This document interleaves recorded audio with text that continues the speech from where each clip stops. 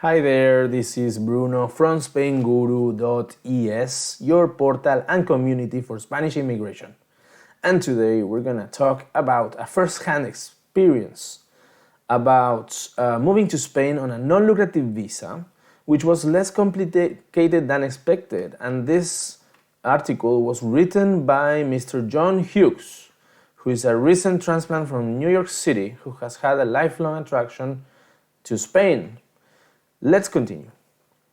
Alright, so John Hughes. Today my husband and I picked up our residence permit cards, the famous TIE, 10 weeks after arriving in Madrid with our non-lucrative visas.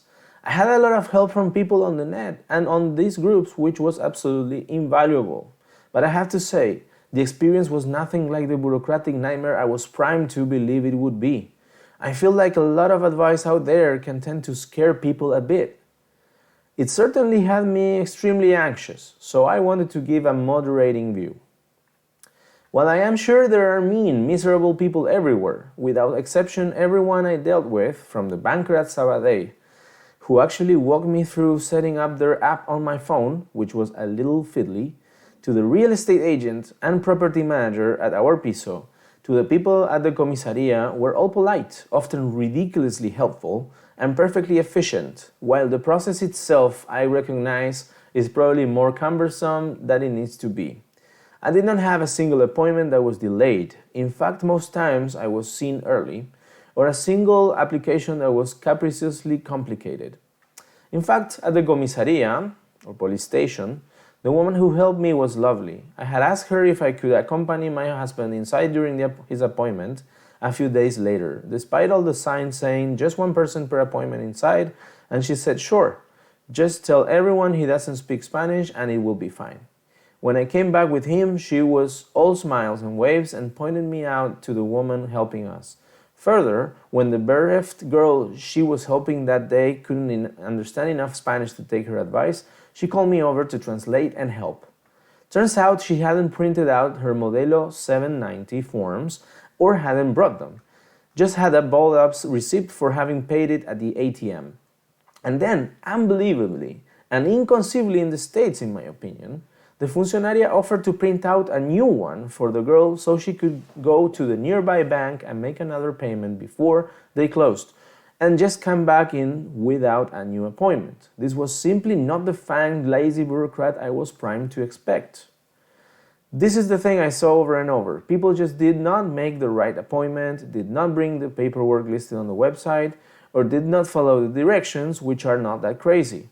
These instructions are all over the place for the 790 that are on the website itself in big letters, where you get the code number to use to pay at all. I saw people at the comisaría turn back because they made the wrong kind of appointment, or because in one case a woman had a photo of herself with her eyes covered by her bangs. I honestly don't know what people are thinking sometimes. I'm sure people can and will share horror stories about their experience, but if I can keep anyone from worrying themselves sick about it all, I want to do it. I still think the guide from the NLV and TA process of Frugal Vagabonds, How to Get a Spanish Non-Lucrative Residence Visa, and obtaining your Spanish residency card, Tarjeta de Identidad del Extranjero, are definitive. I did everything exactly as they said and had no hitches whatsoever. Of course, you will find the links in the article, which link will be listed in the video description below. For getting your padrón in Madrid, this video by She Saves, He Invests, They Travel is great and saved me from making the mistake of choosing the wrong kind of appointment.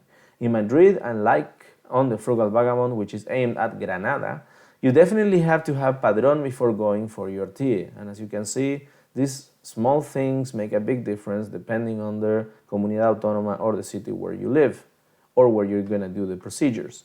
In addition, if you want things settled quick, you can do as I did.